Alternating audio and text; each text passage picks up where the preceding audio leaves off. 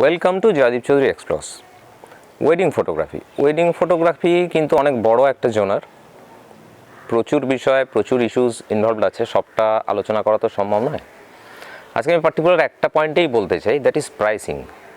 অনেক ছোট ছোট ছেলেমেয়েরা আসছো তোমরা এই ট্রেডে এবং এটাকে ফুল টাইম প্রফেশন হিসেবে নিতে চাইছো। প্রাইসিং মানে what price I should set for my would be clients, কত দাম সেট করব, এটা অনেকে বুঝতে পারে না যে কি দাম বলবো ক্লায়েন্টকে। প্রাইস ঠিক করার আগে দুটো জিনিস আপনাকে ঠিক করে নিতে হবে, পার্টিকুলার দুটো পয়েন্ট আছে। ফার্স্ট ইস্যু হচ্ছে আপনার যে ক্লায়েন্ট আছে তার ফাইন্যান্সিয়াল স্ট্যাটাস। হ্যাঁ, এটা ইম্পর্ট্যান্ট, মানে তিনি কি ব্যাকগ্রাউন্ড থেকে আসছেন। নাম্বার টু হচ্ছে test of the client. Second পয়েন্টে আমি পরে আসছি, ফার্স্ট পয়েন্টে আমি বলি ফাইন্যান্সিয়াল স্ট্যাটাস। এখানে একটা সোশিও ইকোনমিক ব্যাপার এসে যাচ্ছে। যেহেতু আমি বেঙ্গলি ব্লগার, তো আমি ধরে নিচ্ছি আমার অডিয়েন্স বেঙ্গলি ফটোগ্রাফার এবং তারা বেঙ্গলি ওয়েডিংই কভার করবে ইন ফিউচার। একটা জিনিস মাথায় রাখতে হবে, আমরা যারা বাঙালি তাদের বিয়েতে বাজেট কিন্তু মানে প্রচণ্ড বেশি থাকে না। বেশিরভাগ বাঙালি কিন্তু মধ্যবিত্ত হন বা সাধ্যবিত্ত। সব বাজেট থেকে, হ্যাঁ, ওয়েডিং ফটোগ্রাফিতে একটা ভালো বাজেট ডেফিনেটলি এসছে এখন, তো সব বাজেট থেকে সেই বাজেটটা আলাদা করা হয়।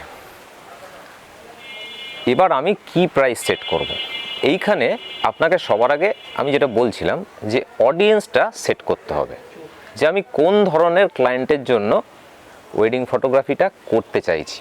আমি 1 লাখ টাকা বাজেট রাখবো, না 30,000 টাকা বাজেট রাখবো, নাকি 50,000 রাখবো, নাকি 10,000 টাকা বাজেট রাখবো। যারা ওয়েডিং ফটোগ্রাফি করছে পশ্চিমবঙ্গে, মোটামুটি আমি দেখেছি 10-12 হাজার টাকা থেকে শুরু হয়, দিয়ে 1,20,000, 1,30,000 এই অবধি এই বাজেটটা যায়। তার মানে আমাকে বাজেটটা কিন্তু এর মাঝখানে কোথাও রাখতে হবে। সেই জন্য আমার অডিয়েন্স চেনাটা কিন্তু ভীষণ জরুরি। তো সেটা আমি বলছি প্রথমেই ঠিক করে নিতে, যে আমি আমার প্রাইসটা এমন সেট করব যে আমার যারা অডিয়েন্স তারা সেই বাজেটটা যেন তাদের অন্যান্য খরচা ছেড়ে দিয়েও অ্যাফোর্ড করতে পারেন। কি বাজেট সেট করবেন আপনারা, কোন অডিয়েন্সটাকে আপনারা ফিক্স করবেন, ঠিক করবেন, সেটা অ্যাবসলিউটলি আপনাদের ব্যাপার। একটা কথা বলার আছে, do not set the price very low, because once you set the price low, পরবর্তীকালে কিন্তু ওটা আর বাড়াতে পারবেন না। এটা একটা টেন্ডেন্সি হয় যারা সবে কাজ শুরু করছে, নতুন আসছে এই প্রফেশনে, বাজারটাকে ধরার জন্য বা কাজ পাওয়ার জন্য খুব লো প্রাইসে কাজ করা শুরু করে। আমার ক্ষেত্রে এরকম হয়েছে, মানে আমি করিনি, আমার এক উডবি ক্লায়েন্টকে একটা ওয়েডিং ছিল, আমি তাকে বাজেট দিয়েছিলাম 35,000, একটা সিঙ্গেল ডের জন্য ওয়েডিং। একটি ছেলে আরও একটি ছেলেকে এসে সেই কাজটা করে দিয়ে গেছে 6,000 টাকায়। ঠিক আছে, গুড, কিন্তু যে 5-6 হাজার টাকায় কাজটি করে দিয়ে গেল, সে পরবর্তীকালে কিন্তু এই বাজেটে উঠতে পারবে না। একটা এটা তো আমাদের ব্রেড অ্যান্ড বাটারের কোশ্চেন। আমরা তো এখান থেকে আর্ন করব, একটা ভদ্রস্থ লাইফ লিড করব, আমরা নিশ্চয়ই চাই। আমরা অডি গাড়ি চাইছি না, মার্সিডিজ বেঞ্চ চাইছি না, অট্টালিকা চাইছি না, প্রতি বছর সুইজারল্যান্ডেও বেড়াতে যেতে চাইছি না, কিন্তু ভদ্র একটা জীবন তো যাপন করতে হবে, তার জন্য একটা টাকার দরকার। সুতরাং don't set your price very লো, তাহলে এটা কিন্তু পরে আর বাড়ানো ভীষণ মুশকিল হয়ে যাবে। এটা গেল প্রাইম ইস্যু। সেকেন্ড পয়েন্টে আসি আমি। সেকেন্ড পয়েন্ট হচ্ছে টেস্ট অফ দ্য ক্লায়েন্ট, যে আমার যে ক্লায়েন্ট আছে তার টেস্ট কেমন হবে। এক্ষেত্রে হ্যাঁ, একটা এডুকেশনের ব্যাপার এসে যাচ্ছে। যার এডুকেশন ব্যাকগ্রাউন্ড যেমন হবে তার কিন্তু টেস্ট সেভাবে পাল্টাতে শুরু করে। কিছু কিছু ক্লায়েন্ট চায় খুব কালারফুল ছবি চায়, বা এখন যেটা চলছে, আমি যেটা বারবার বলি, আমার প্রত্যেকটা ভিডিওতে এই ইস্যুটা এসেই যায়, যে ওয়াক্স ফিনিশ, মানে তাকে চেনা যায় না এডিটিংয়ের সময়।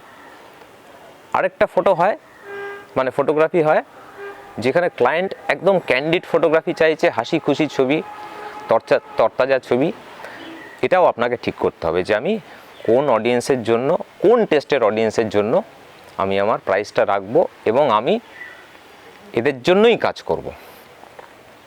দুটো ইস্যু বললাম, একটা শেষ কথা বলবো, লাস্ট নট দ্য লিস্ট। জীবনে না বলাটা ভীষণ জরুরি, না বলতেই হবে।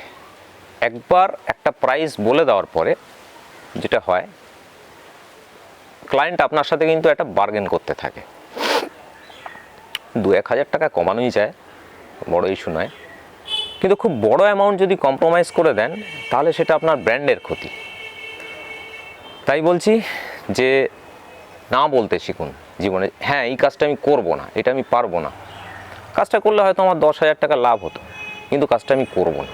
এই না বলাটা ভীষণ জরুরি। একটা জিনিস মাথায় রাখবেন, না খেতে পেয়ে কিন্তু কেউ মারা যায় না, আপনিও মরবেন না।